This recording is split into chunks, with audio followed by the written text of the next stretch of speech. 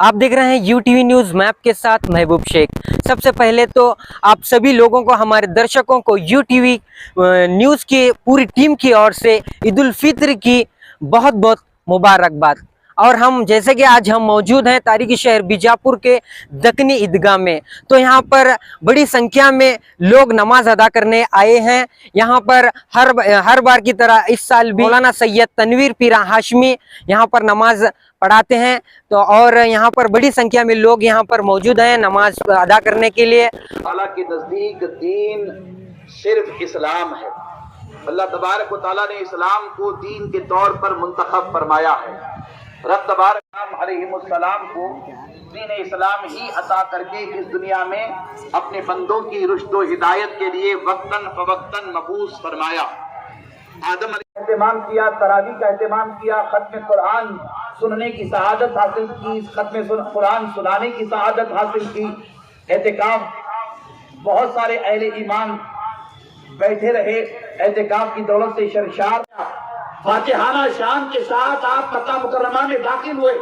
बिलखुसूस जब आप हरम पाक में दाखिल हो रहे थे, देखने वाले देखते रहे, सिहाबा हैं, चाहने वाले हैं, अहले बैत अतहार है।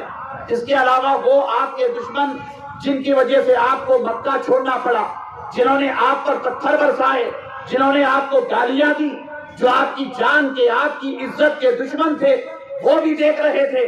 हुजूर नबी अकरम सल्लल्लाहु तआला अलैहि वसल्लम मक्का मुकर्रमा में दाखिल हो रहे हैं, हरम काबा में दाखिल हो रहे हैं। तो देखने वाले ये मंजर देख करके दंग रह गए कि मक्का फतह करने वाली अजीमुशान शख्सियत, अजीमुशान पर्सनालिटी, अजीमुशान जात, राई के दाने के बराबर कहीं तकब्बुर नहीं है, कहीं गुरूर नहीं है, कहीं घमंड नहीं है। आजिज़ी इंकिसारी के साथ आप अपने सर को झुकाकर अल्लाह की तस्बीह, अल्लाह की तहलील, अल्लाह का जिक्र करते हुए अपनी गर्दन मुबारक को झुकाकर आप हरम पाक में दाखिल होते हैं। फिर आप तवज्जो करें, आपकी जो इज्जत और जान के दुश्मन थे, जिन्होंने आपको गालियां दी थी, जिन्होंने आप पर पत्थर बरसाए थे, जिन्होंने आपको बेपनाह तकलीफ दी थी, जिन्होंने आपके रास्ते में कांटे बिछाए थे, जिनकी वजह से आपको मक्का मुकर्रमा छोड़ना पड़ा था, तारीख गवाह है। अल्लाह के रसूल सल्लल्लाहु तआला अलैहि वसल्लम ने आम माफी का ऐलान किया तो उन लोगों को भी माफ कर दिया जो आपकी जान के और आपकी इज्जत के दुश्मन थे। इस्लाम हमें तालीम दे रहा है कि दीन इस्लाम नाम है माफ करने का, दीन इस्लाम नाम है मोहब्बत के पैगाम को आम करने का, दीन इस्लाम नाम है आजिज़ी वो इंकिसारी का। हुज़ूर नबी अकरम सल्लल्लाहु तआला अलैहि वसल्लम को अपने करीब आने न दिया जाए, घमंड को अपने करीब आने न दिया जाए। ये हमारी जुबान में कहते बहुत ज्यादा अकड़ना, अकड़ने को भी करीब आने न दिया जाए, इसलिए कि हम इंसान हैं, दुनिया फानी है, यहाँ जिंदगी का कोई भरोसा नहीं। इस जिंदगी में घमंड के साथ, तकब्बुर के साथ रहेंगे, इसका कोई फायदा होने वाला नहीं। जायज मुरादें पूरी फरमा।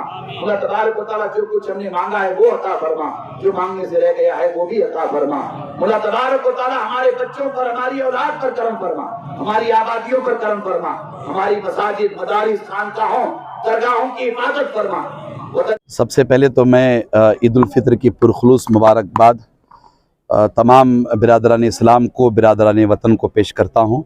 हिंदू, मुस्लिम, सिख, ईसाई सब के सब को ईद उल फित्र की मुबारकबाद पेश करता हूँ। शिद्दत की धूप रही, इस शिद्दत की धूप में भी बीजापुर की तारीख़ी शाही दक्कनी ईदगाह में बहुत बड़ी तादाद में अहले ईमान नमाज ईद उल फित्र अदा करने का शर्फ हासिल करते रहे और सब ने मिल कर के आलम इस्लाम के लिए, बिलखुसूस वतन अज़ीज़ हिंदुस्तान के लिए दुआओं का अहतमाम किया।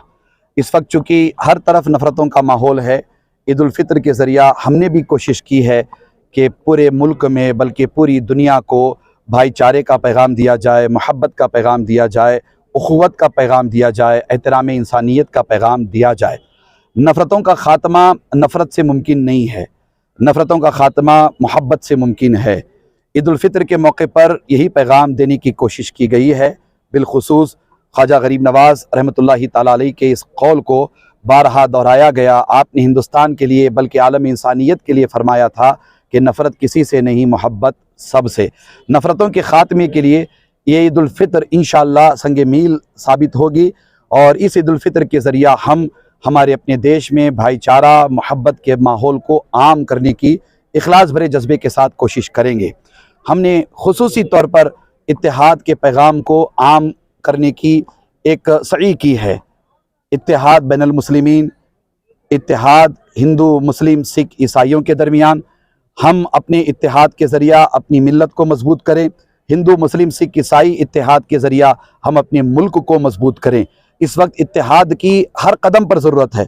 घर में इत्तेहाद की ज़रूरत है, मोहल्ले में इत्तेहाद की ज़रूरत है, माशरे में इत्तेहाद की ज़रूरत है, सोसाइटी में इत्तेहाद की ज़रूरत है, शहर में इत्तेहाद की ज़रूरत है, मिल्लत में इत्तेहाद की ज़रूरत है और मुल्क में भी इत्तेहाद की ज़रूरत है। मुल्क में जब तक इत्तेहाद नहीं होगा, नफ़रतों का माहौल ख़त्म नहीं होगा, हमारे मुल्क की तरक्की में बड़ी रुकावटें आती रहेंगी।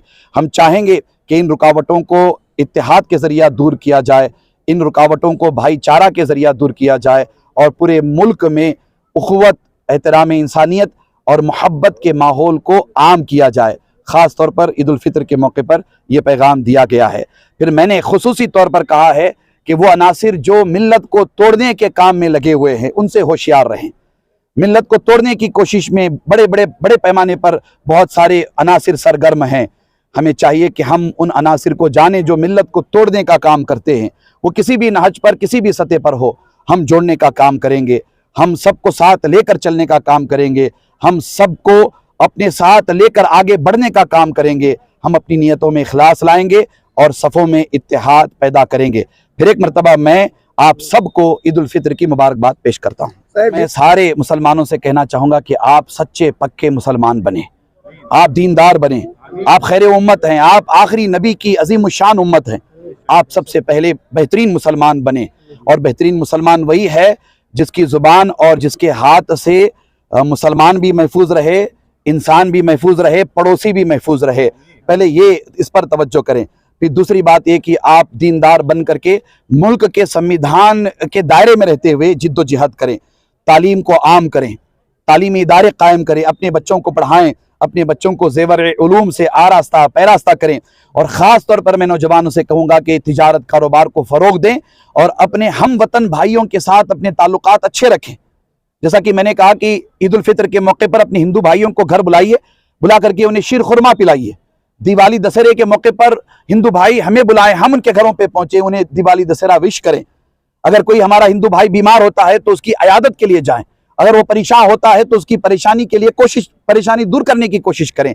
ये हमारी मतलब एक करने के काम है, इन पर हमें तवज्जो करने की जरूरत है। अल्लाह और उसके रसूल का पैगाम भी यही है। मुझे उम्मीद है कि ये पैगाम दूर दूर तक पहुंचेगा इंशाअल्लाह ताला। संविधान मामूली पर्सनालिटी नहीं है।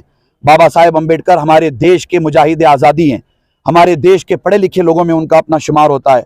उन्होंने बड़ी जिद्दोजहद करके सबको साथ लेकर के संविधान बनाया है और बाबा साहेब अम्बेडकर का बनाया हुआ संविधान हिंदुस्तान में कोई भी ना बदल सकता है, ना तब्दील कर सकता है, ना तोड़ सकता है। इसलिए कि इस देश में बाबा साहेब अम्बेडकर से बड़ा अब तक कोई पैदा ही नहीं हुआ है। Thank you.